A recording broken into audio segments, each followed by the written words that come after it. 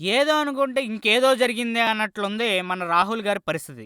కాంగ్రెస్ ఉపాధ్యక్షుడు రాహుల్ గాంధీ ఎన్నికల ప్రవర్తనా నియమావళిని ఉల్లంఘించారని, వెంటనే ఆ పార్టీ ఎన్నికల గుర్తును రద్దు చేయాలంటూ ఎన్నికల సంఘానికి భాజపా ఫిర్యాదు చేసింది. కాంగ్రెస్ పార్టీ ఎన్నికల గుర్తును మతపరమైన చిహ్నాలను కలిపి ఆయన మాట్లాడారని భాజపా ఆరోపించింది. ఆ పార్టీ ఎన్నికల గుర్తు హస్తం, జాతీయ పార్టీ హోదాను రద్దు చేయాలని భాజపా డిమాండ్ చేసింది. అసలు ఇదంతా ఏంటి అంటున్నారా?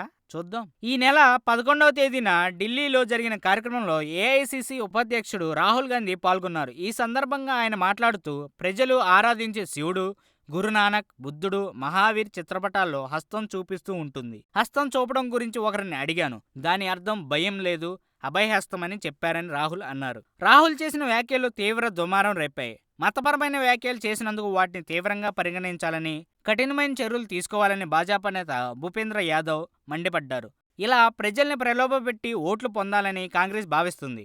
యూపీలోనే కాదు, ఎన్నికలు జరిగే అన్ని ప్రాంతాలపై దీని ప్రభావం ఉంటుందని ఆయన అన్నారు. భాజపా ఆరోపణలను కాంగ్రెస్ తిప్పికొట్టింది. కాంగ్రెస్ ఎన్నికల గుర్తుతో ఉన్న అనుబంధాన్ని చెప్పారు.